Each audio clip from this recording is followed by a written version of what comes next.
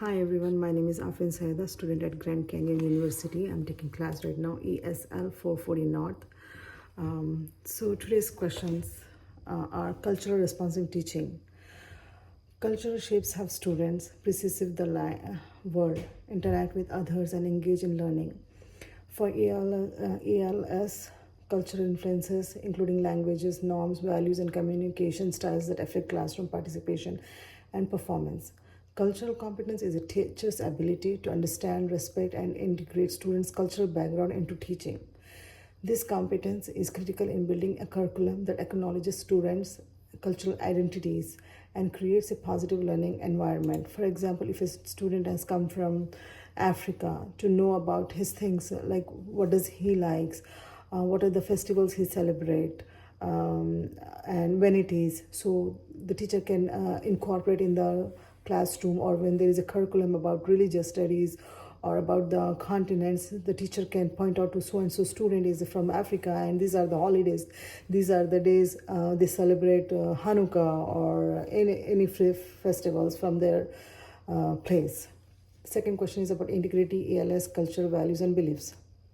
Teachers can incorporate students' cultural assets through culturally relevant texts, diverse examples, and opportunities for students to share their experience. For example, using literature that reflects different cultures, or allowing students to bring in artifacts that represents their heritage fosters inclusions.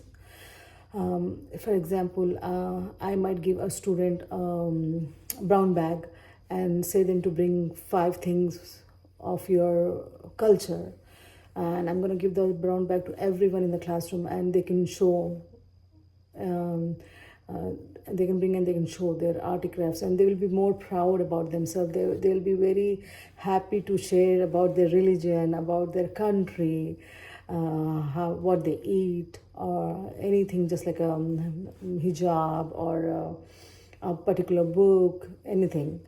Researchers also shows that culturally responsive teaching improves engagement and academic achievements in ALS. This was stated by Gay in 2018. My third question is culture's role in students' learning. Culture impacts learning styles and language development. A welcoming classroom environment free of bias, where culturally diversity is celebrated, is essentials. EL's acquisition of language is heavily influenced by how safe and valued they feel in the classroom environment. Inclusive steps, including usuals, aids, providing materials in students' home language, and having flexibility seating arrangements that encourage collaboration. This was the reference taken from Nieto in 2017. For example, what would I do if a student who is very friendly, who is very adjustable with a new student, I would let the new student sit next to the student so he can help that student to understand and to learn. Nowadays it's super easy. They have a good iPad where they can translate things, but still they need a student who can help them to take them during transitions from classroom to special class, to classroom to gymnasium, classroom to cafeteria for lunch. They need some help, even though the teacher is there to help the student anytime, but still they look for their peers who can help them. So in that way it will be easy for them to learn more new words. Fourth thing is strategies for supporting cultural diversity. Celebrating cultural diversity can be done through activities such as cultural celebrations, multilingual signs, and inviting family members to share their cultural tradition, uh, and leveraging home languages skills can be achieved through bilingual books and assignment that can encourage students to connect English content with their home language.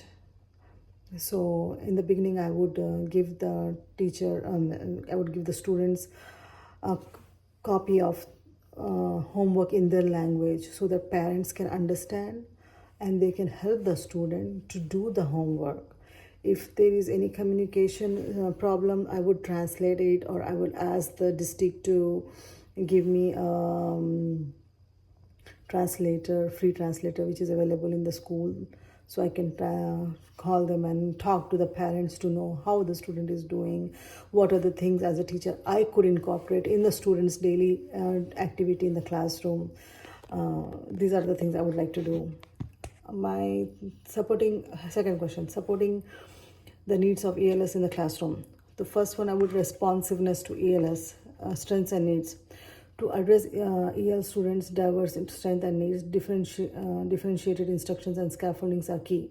For example, using visual sentence frames and peer support helps ELS students at very varying levels of proficiency.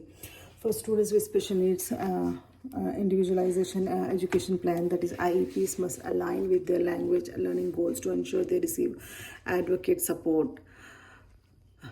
So I would meeting social and emotional needs of a student. ELS students often face social and emotional challenges such as feeling isolated or misunderstood. Creating a supportive environment through routines that promotes trust and safety is essential. Techniques like cooperating learning, morning meetings, and one-on-one check-ins allows teachers to understand ELS students' emotional well-being.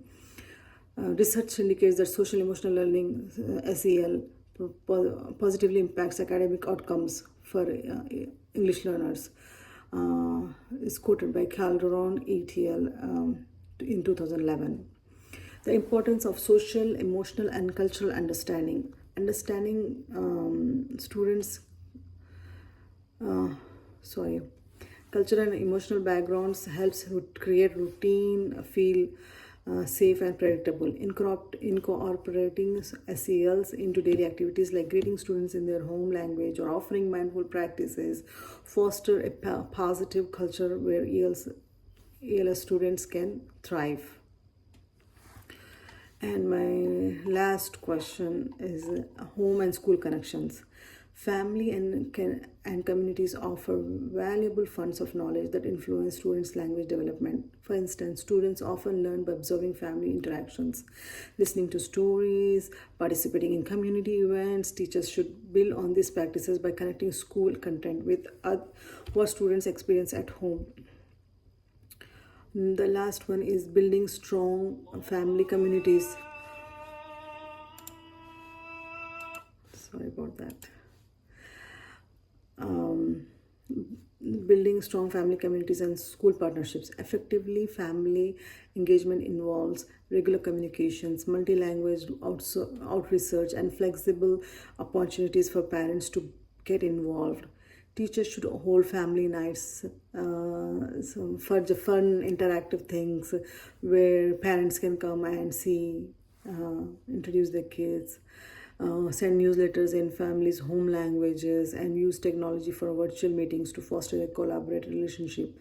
Additionally, so for example, in my school, which is a dual language school, some kids come from Colombia, come from various part of the world. We try to send the communications in Spanish, which is easy to understand. So and parents can understand too what we are saying and what we want from the students to be. So in that way, parents will be more interested in child's education. So additionally, acknowledging the values of home language and encouraging families to continue using their languages at home support English language students' cognitive and linguistic development. This is written by Garcia and Klefgen in 2018. Schools can create inclusive community space by hosting multicultural events, developing partnerships with local organizations, and offering translation services at all events, providing intentionally strategies like a literacy workshop or language classes for parents, strengthens that home school connection, benefiting both students and their family. For right now, in my school where I work as a substitute, we have so many programs, especially the one just I mentioned, language classes for parents. We have cafe and language. So parents, those who are interested in learning English, they come and sit there and have coffee, and they talk in Spanish. We reply them in English so that they can understand, and slowly they learn English also in this way. And I think these are the best things for the parents to get involved in schools, in their kids' school life. Thank you, everyone. Bye bye.